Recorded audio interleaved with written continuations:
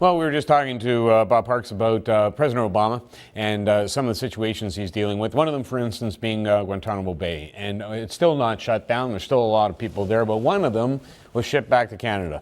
Omar Khadr is the one we're talking about in particular. Lauren Gardner joins us from Edmonton because he's having some medical issues, Lauren. Maybe we should talk about that first and then what we should do about it. Tell us about his eyesight. Khadr, when he was 15 years old and he was in a firefight with the U.S. Special Forces, lost the sight of one eye. This summer, the eyesight in his remaining good eye, began to deteriorate, and now he's finding it very difficult to read. He's also finding it difficult to make his way around the prison, although that hasn't happened just yet. And the condition apparently is correctable. It, too, the deterioration this time of the second eye is related to the firefight in Afghanistan where he killed a U.S. medic and got sentenced to prison for that. But the situation is correctable. The condition is correctable. So the debate now, I don't think it's actually much of a debate, is that the Canadian taxpayer should pay for a correction of his remaining good eye. What do you think they should do?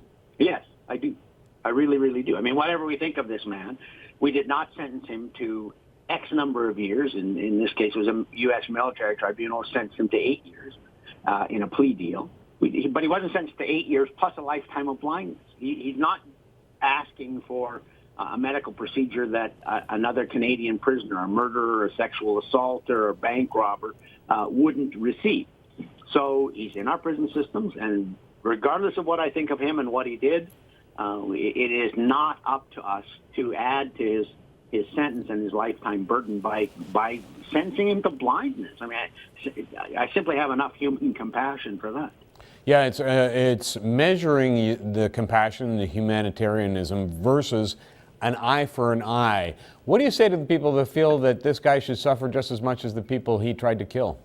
Well, you know what? There was a legitimate legal process, a trial, years and years of investigation, and what a competent court decided was that he should, for what he did, serve 8 more years in prison. And that then is the end of it. I mean, we can agree or disagree with that sentence. Maybe he should be in for life. Maybe we should return capital punishment. Maybe he should have been shot by a U.S. firing squad, U.S. Army firing squad. But that's not what a competent court decided. And so we have to then say, the process, he was given due process. The process decided X, and it didn't decide X plus blindness. It didn't decide X plus abuse or X plus undetermined number of years in prison. This is what the court, who is representing societal's interest, chose, and therefore we have to put up with it. Yeah, the politics are interesting, though, Lauren, because on one hand, Canadians can say, hey, listen, despite this guy being a bad guy, we still helped him out. And do you think that should be used as leverage for various communities around the world to quell their disinterest in Canada, or to quell their dissatisfaction with Canada? This comes out too, and I know in the segment just before this, you talked about the release by the Senate Democrats of the CIA advanced interrogation report, and there are an awful lot of people saying, the release of this report has given ISIS an excuse, has given Al Qaeda an excuse, the Islamic recruiters around the world on the internet an excuse.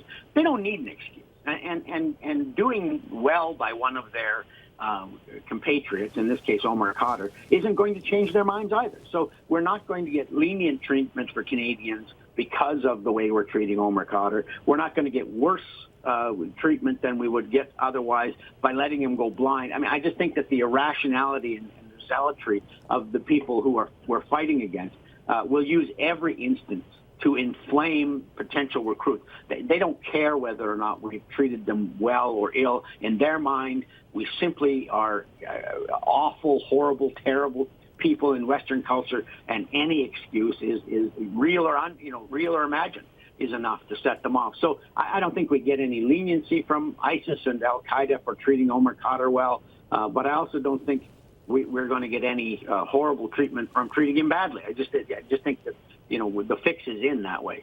Yeah, Lauren, we only have 10 seconds left, but just quickly, Omar Khadr, do you think that he'll change his approach to Canada? No, I think he's a very clever person. When he gets out, he'll look like he's being very, very respectful and fitting in, but I don't think that deep down he's changed much. Okay. Lauren, thanks so much.